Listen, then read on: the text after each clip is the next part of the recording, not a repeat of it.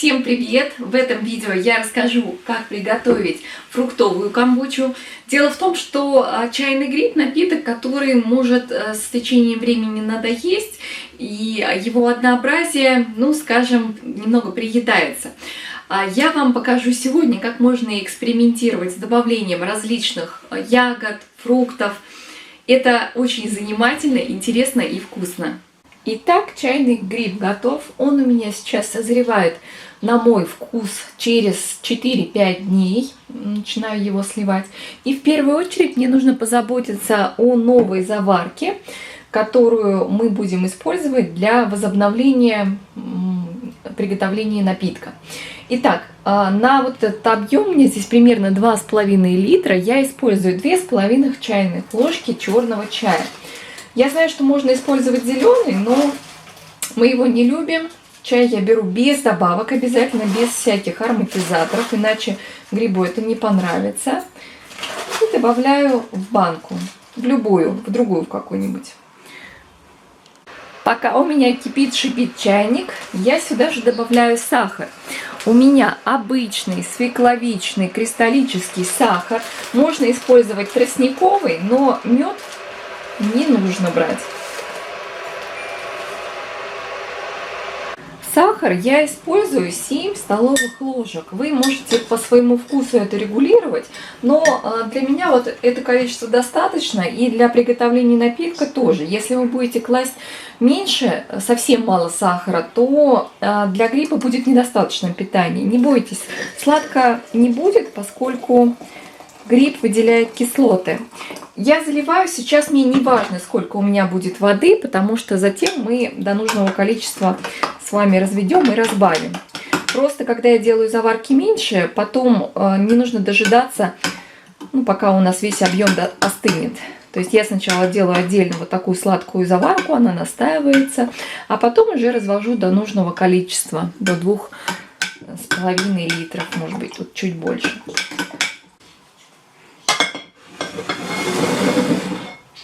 А теперь займемся непосредственно ферментацией вторичной. Мы будем сейчас сливать наш готовый напиток, и я покажу, как я его ароматизирую, как добавляю вкус. Сейчас все расскажу. Мне понадобятся вот такие вот бутылочки с пробками, с крышками. Они хорошо держат давление. Они продаются в Икее, но вы также можете использовать из-под напитков. Вот это в данном случае у меня здесь пиво, она затемненная, это еще лучше. Просто все хорошенечко промыть и затем использовать. Все, сливаю готовый напиток. У меня банка с крантиком, очень удобная, он сейчас будет у меня наполняться. Но наливаю я не полностью. Конечно, напиток, по идее, у нас уже готов, его можно пить, но я хочу сделать камбучу ягодную, сделаю, наверное, с облепихой, с клубникой, разных вкусов. Поэтому мне нужно оставить место под ягоды. То есть я наливаю не полную вот эту вот бутылочку. Когда у меня уже не льется из банки, я открываю и обязательно чистыми, помытыми с мылом руками я беру вот этот вот гриб сам, аккуратненько достаю его. Переливаю остатки уже через край. Единственное, нам нужно добавить немножко водички вот с предыдущего настоя в новую партию, в новую заварку чая. А все остальное я через край переливаю в бутылку. Теперь самое интересное. Для того, чтобы нам ароматизировать наши напитки, мы будем использовать ягоды, можно использовать фрукты. И расскажу вам, что нам больше всего понравилось. Это клубника. У меня сейчас клубника замороженная, но честно, нам полюбилась больше всего именно камбуча клубничная. Также очень вкусно облепиха, имбирь, но это люблю только я, поэтому я делаю одну бутылку. И корица плюс яблоко, можно брать грушу, и буквально 3 зернышка сюда гвоздики. Это будет уже наподобие, как это правильно назвать, кто знает, напишите мне, пунш это или глинтвейн, может быть. По вкусу получается что-то такое. И, конечно же, вы можете использовать домашнее варенье, желе, но учтите, что варенье у нас сладкое, соответственно, вторичная ферментация с вареньем у нас будет проходить намного быстрее, то есть буквально в 2 раза нам нужно сократить время брожения. Итак, что мы делаем? Мы, во-первых, должны подгадать так, чтобы у нас все это пролезло в бутылку, поэтому яблоко я порезала, клубника у меня мелкая, если клубника у вас крупные ягоды, значит нужно ее тоже будет размельчить. Но облепиха тоже хорошо у меня пролезает в горлышко бутылки. И мы просто наполняем, добавляя прямо сюда вот в напиток наши ягоды.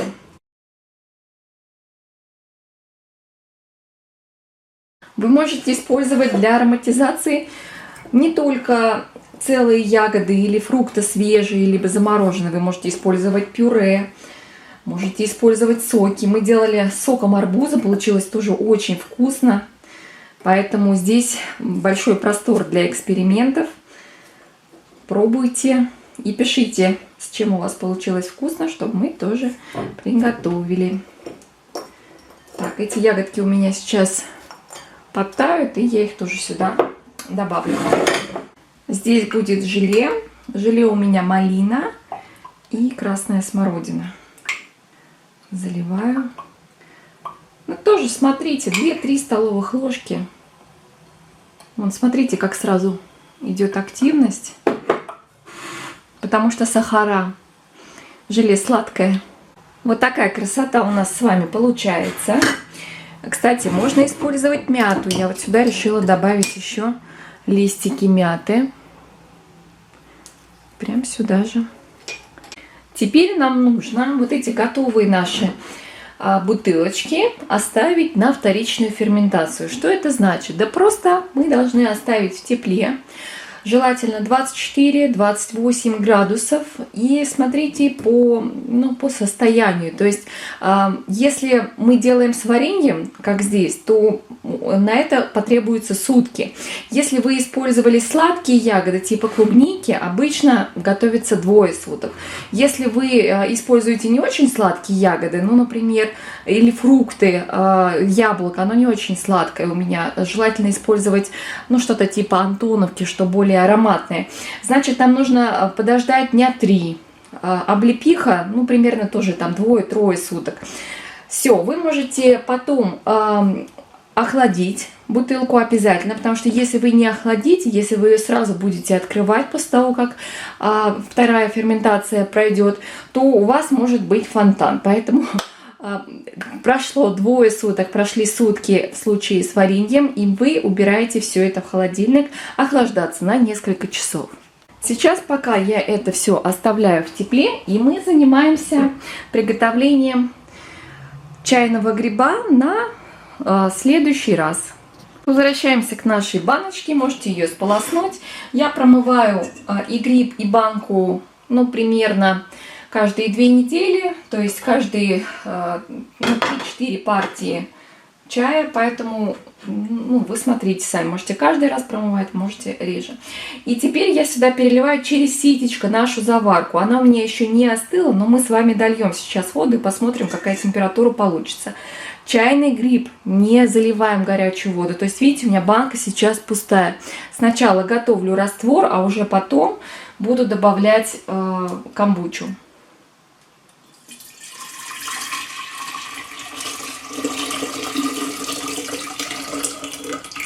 Чаинок быть не должно, не растворенного сахара тоже.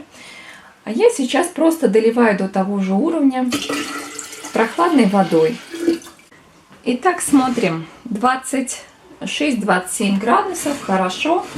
И теперь мы можем отправить сюда остатки напитка, который у нас с вами. И сюда же гриб запустить. Той же стороной его нужно запускать. Желательно, чтобы верх вот всегда был верхом. То есть, как вы его вынули, точно так же не переворачивайте его вот так вот вверх ногами.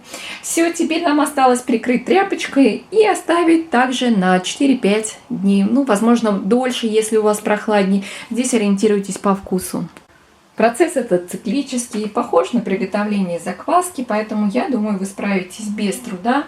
Единственный момент, тоже гриб должен созревать, и наши бутылочки, которые на второй ферментации, в темном месте. То есть сейчас вот они у меня на кухне, здесь светло, но я все это перенесу, уберу так, чтобы у меня не попадали прямые солнечные лучи.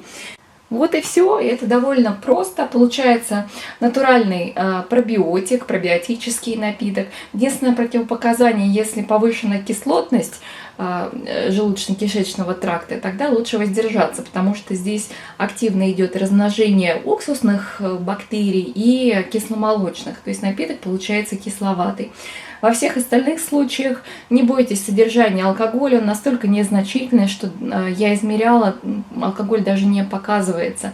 Я сыну даю по полстакана, взрослым по одному стакану, 1-2 стакана в день, я думаю, тут вполне можно употреблять.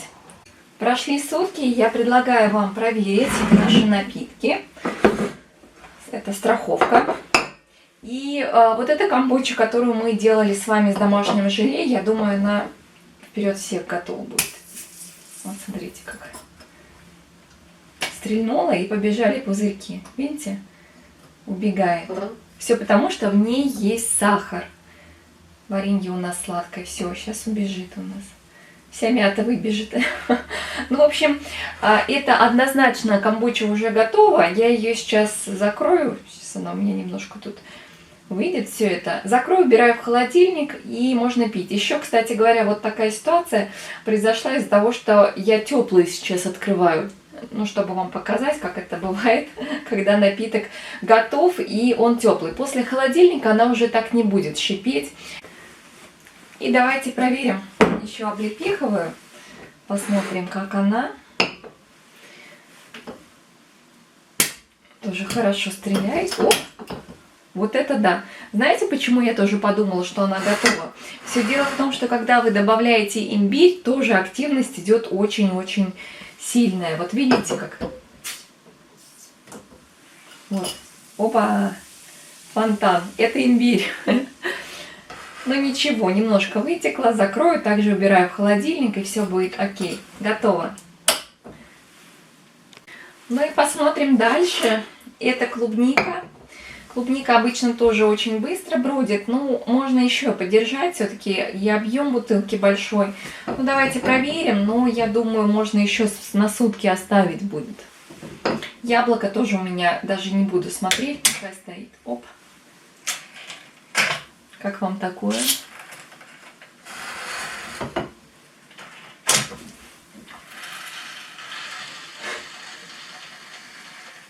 Похоже, готово.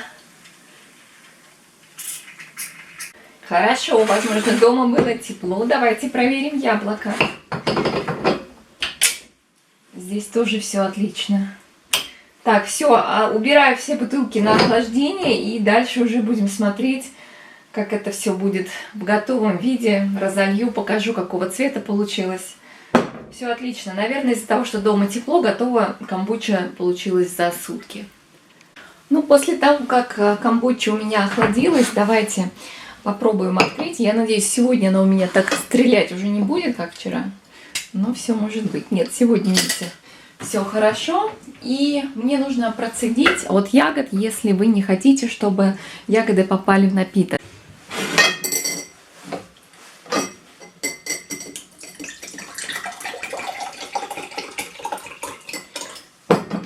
Смотрите, какой красивый цвет, желтенький. Пузырьки идут, скапливаются. По полстаканчика вот такого можно смело выпивать. Дальше. Это камбуча у нас была с чем она была? У нас с яблоком, с корицей и с гвоздикой. Так, здесь, видите.